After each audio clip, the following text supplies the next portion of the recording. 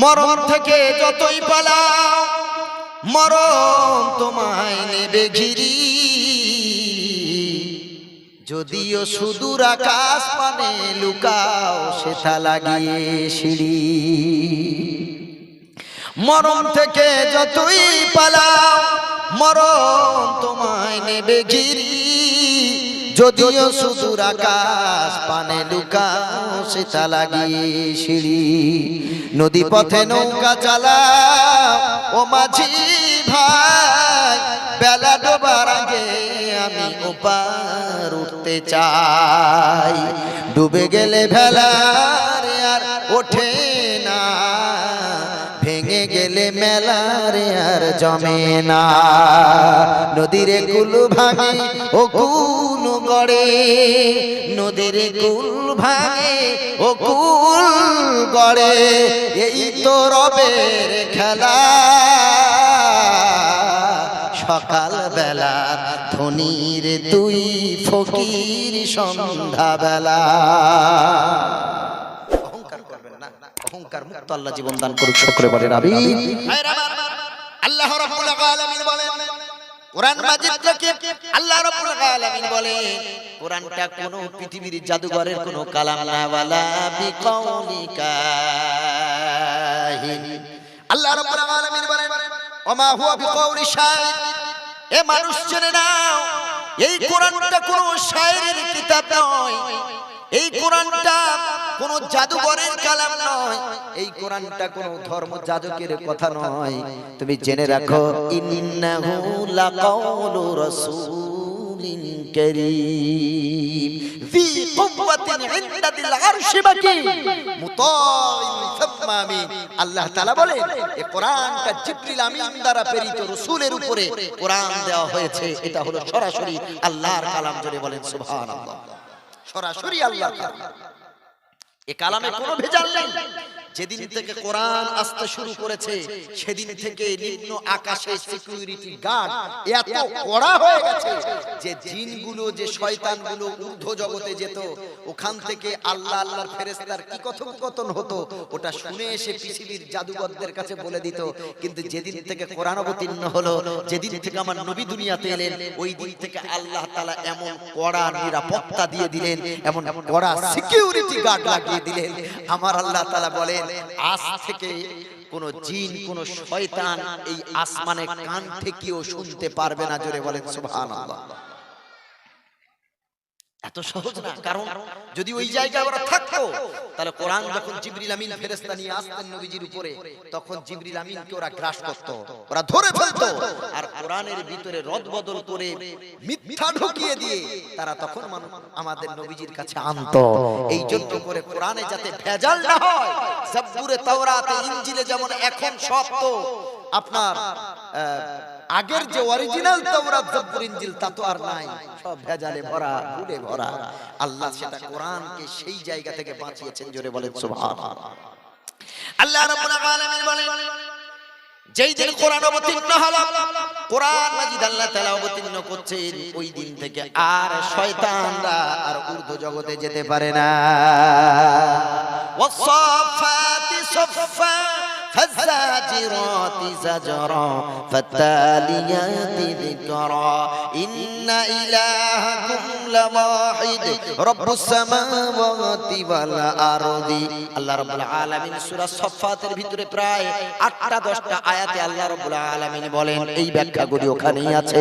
আল্লাহ তাআলা বলেন এই শয়তানগুলি, জিনগুলি যখন ওই ঊর্ধ্ব জগতের কথা শোনার জন্য কান লাগাতে থাকলো, আল্লাহ রাব্বুল আলামিন বলেন দুহুর ওয়ালাহুম। আল্লাহ রাব্বুল আলামিন বলেন দুহুর দুহুর দুহুর। যখন কান লাগিয়ে শোনে তখন আল্লাহ তাআলা অগ্নি গোলা আল্লাহ রাব্বুল আলামিন নিক্ষেপ করেন। ওই অগ্নি গোলাগুলো ওদেরকে তাড়িয়ে তাড়িয়ে বেড়ায়, তারা যাতে আর ঊর্ধ্ব জগতে আর না যেতে পারে। ইল্লা মান খাতিফাল খাতফাতা। তারপরেও যারা গোপনে শুনতো কানটা লাগিয়ে, খুব গোপনে কান লাগিয়ে শুনছে, দেখি না কি বলে, ওই যে যারা ভবিষ্যতের কথা বলে, শয়তানের মাধ্যমে বলে, ওগুলো বিশ্বাস করবেন না। ভবিষ্যৎ জানে একমাত্র কে? জোরে বলেন। ভবিষ্যৎ একমাত্র আল্লাহ জানে, পৃথিবীর আর কেউ জানে না। যারা জাদুবিদ্যা জানে এরা ওই শয়তানকে বশ করে, ওই শয়তানের মাধ্যমে কিছু ভবিষ্যৎরা কথা বলে, ওটা আসলে ভবিষ্যৎ না, ওটা শয়তানের এলে বিশ্বাস করবে না, ঈমান চলে যাবে, ঈমান চলে যাবে, বিশ্বাস করবে। আল্লাহ রাব্বুল আলামিন বলেন ইল্লা মান খাতিফাল খাতফাতা ফাআতবাহু শিহাবুন সাকিফ। এরা যখন কান লাগিয়ে শুনতে চাইতো আল্লাহ তখন উপর থেকে অগ্নিগোলা বর্ষণ করত, ফাআতবাহু ওই অগ্নিগোলা ওদেরকে ধাওয়া করে নিয়ে যেত। তারা এই ভয়ে খোঁজ নিতে গেল যে এতদিন পর্যন্ত তো আমরা আকাশে যেতে পারতাম, শুনতে পারতাম, এখন কি হলো হঠাৎ করে আমরা যেতে পারি না কেন? খোঁজ নিয়ে দেখা গেল একটাই মাত্র কারণ, মহামানব পৃথিবীতে এসেছে, নবীদের নবী, নবীদের নবী পৃথিবীতে এসেছে, কোরআন পৃথিবীতে আসবে। এই জন্য করে আল্লাহ তাআলা আসমানে এত প্রহরী নিযুক্ত করেছে যাতে করে কোন জিন শয়তান ওখানে গিয়ে কোনো ব্যাঘাত না ঘটাতে পারে, ওখানে গিয়ে কোনো রকম বাধা যেন সৃষ্টি না করতে পারে। এই কারণে আমার আল্লাহ রাব্বুল আলামিন আমার নবীর সম্মানে, কোরআনের সম্মানে আসমান জগৎকে আল্লাহ তাআলা নিরাপত্তা দান করেছে। কোরআনটা আমরা আল্লাহ যেভাবে জিবরিল আমিন দিয়ে পাঠিয়েছেন সেইভাবেই পেয়েছি, কোন রকম রদবদল হয় নাই। আর কিয়ামত পর্যন্ত এই কোরআনের দ্বিতীয় কপি মানে কোন ডুপ্লিকেট কখনো কেউ বার করতে পারবে না, এর নাম কোরআন।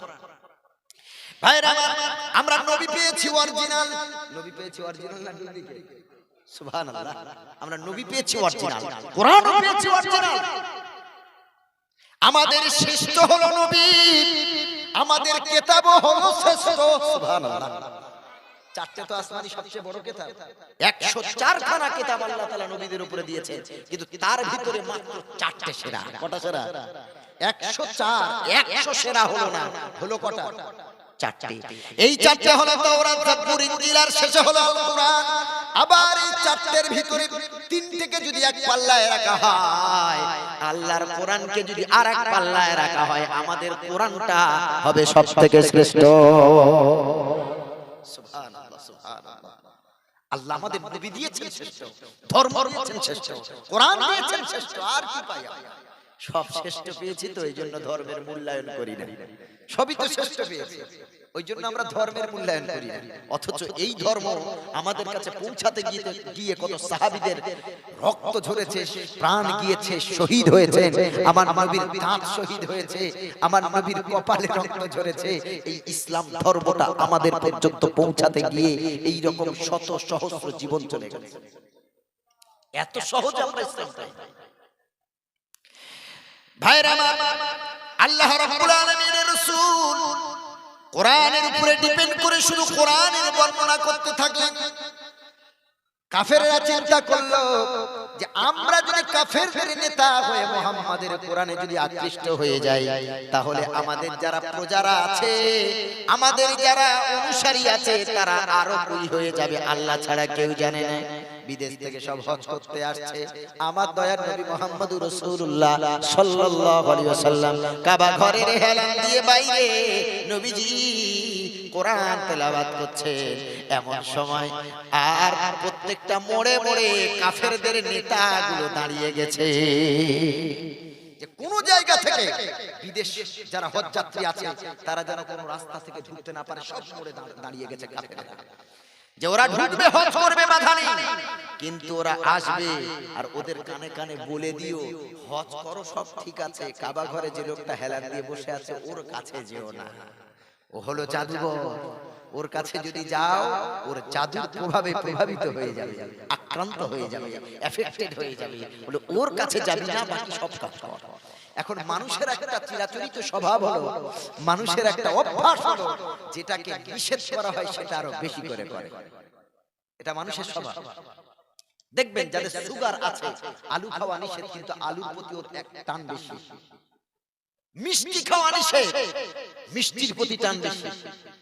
এটাই হলো মেডিকেল সায়েন্সও এটাই বলে যে রোগের যেটা নিষেধ সেই রোগ তার হওয়ার পরে তার প্রতি তার বেশি আকৃষ্ট হয়, আকর্ষণ হয় বেশি।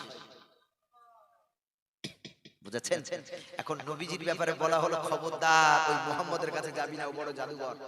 এরা চিন্তা করছে যাব না ঠিকই, কিন্তু দূর থেকে দেখতে তো আর বাধা নেই।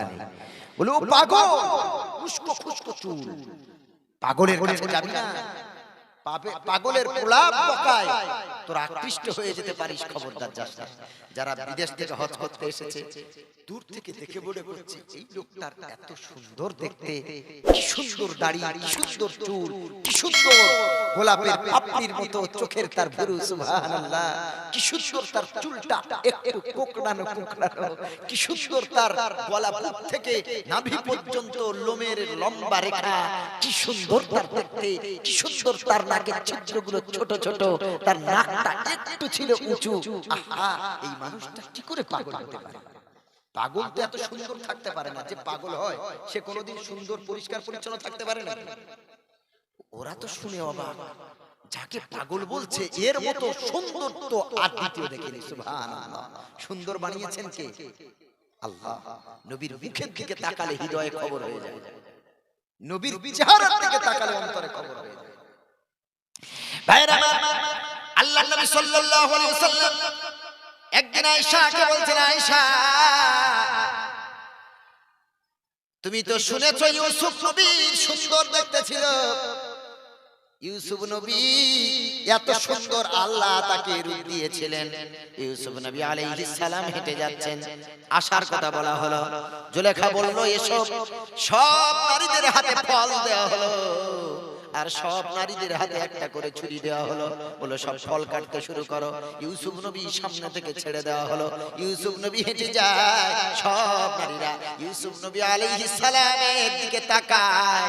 এত সুন্দর তার আকৃতি, এত সুন্দর দেখতে, ফল কাটতে কাটতে আঙুলগুলো কেটে ফেলেছে, বুঝতে পারে নাই। আল্লাহর নবী বলেন, আয়েশা আনা মালিহু, আমি হলাম লাবণ্যময়। মিলহুল মানে লবণ, মালিহুল মানে লাবণ্যময়। আল্লাহর নবী বলেন, আয়েশা ইউসুফ নবী রঙে সুন্দর, ইউসুফ নবী রঙে সুন্দর, আর আমার আল্লাহ আমাকে রঙে গুণে লাবণ্যময় করে এত সুন্দর করে বানিয়েছে। ওই সময় যদি ইউসুফের জায়গায় আমি নবী মুহাম্মদুর রাসূলুল্লাহ সাল্লাল্লাহু আলাইহি ওয়াসাল্লাম থাকতাম, ওরা আঙুল কাটা তো দূরের কথা, আঙুল কাটতে কাটতে কলিজা কেটে দিত, বুঝতে পারতো না। ও ভাই, সুচ হারিয়ে গেছে, খুঁজে পায় না। আমার নবী বাড়িতে ঢুকলেন, নবীর দেহের জলতায় হারানো সুচ খুঁজে পেয়েছেন। জোরে বলেন সুবহানাল্লাহ। এই হলো সেরা নবী। ভাইরা, সেই নবীর কাছে ভিড়তে দেয় না। ওয়াকালাল্লাযীনা কাফারু লা তাসমাউ লিহাযাল কুরআনি ওয়ালগাউ ফীহি লাআল্লাকুম তাগলিবুন। ওয়াকালাল্লাযীনা কাফারু, কাফিররা বলল, লা তাসমাউ লিহাযাল কুরআন, খবরদার তোমরা যারা হজ করতে এসেছো এই কোরআন শুনবে না। কাফির নিষেধ করছে, এই কোরআনটা শুনবে না। ওয়ালগাউ ফী, শুনবে তো না, আবার ওতে হট্টগোল সৃষ্টি করে, বাধার সৃষ্টি করে। লাআল্লাকুম তাগলিবুন, যদি তা করতে পারো তাহলে তোমরা হবে বিজয়ী। নাউজুবিল্লাহ পড়ে।